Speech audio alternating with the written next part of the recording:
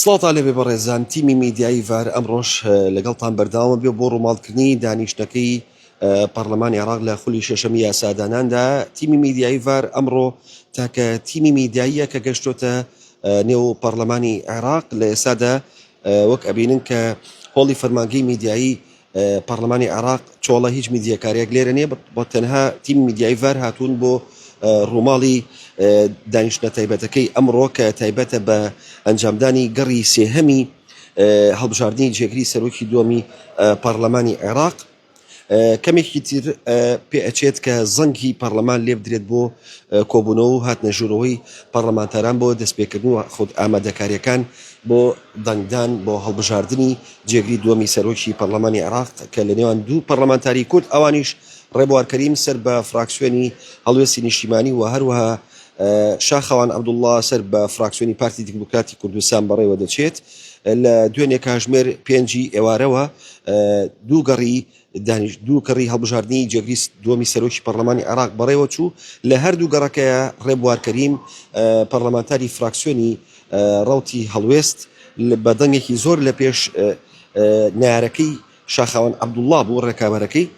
بەڵام هیچ کامیان نەیانتوانی کە ڕێژەی پێویست یاخود دەنگی 50+1 بەدەست بێنن بۆ ئەوی پۆستەکە ببنەوە. هەر لەبەر ئەمە لە گەڕی یەکەم و لە گەڕی دووەمە برنەوەی ئەم پۆستێک لای نەکرایەوە، بۆیە کاژمێر یەکی شەوی ڕابردوو پەرلەمانی عێراق سەرپەرشتیارانی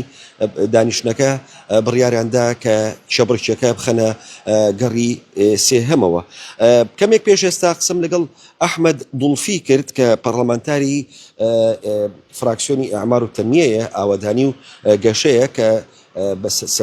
محەممەد شیع سوودانی سەرۆکایەتی دەکات. هەندێک زانیاری پێدام کە ئەوان وەکو کوتلەی ئەعمار و تەنمیە فراکسیۆنی گەشە و ئاوەدانی خۆیان بە گەورەترین فراکسیۆنی پەرلەمانی لە قەڵەمەدەن لە نێو چوارچێوی هەماهەنگی شیعەکانە. ئەمەش لە کاتێکدا کە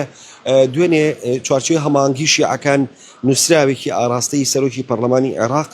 هەیبەت حەلبوسی کرد بۆ پێی کە ڕێکارە یاساکان بگرێتە بەر بۆ ناساندنی چوارچێوی هەماهەنگی شیعەکان ئەلئیطار التەنسیقی بە گەورەترین فراکسیۆنی پەرلەمان بۆ دەستپێکردنی ئامادەکاریەکانی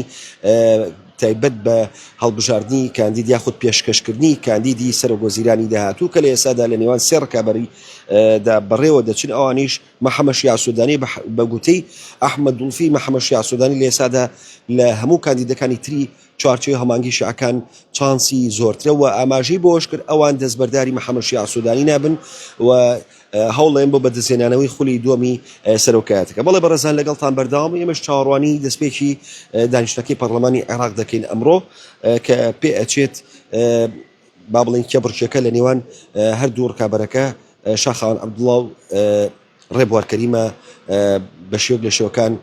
توند بێت، سەخت بێت بۆ پێی کە لە گەڕی یەکەم و گەڕی دووەمدا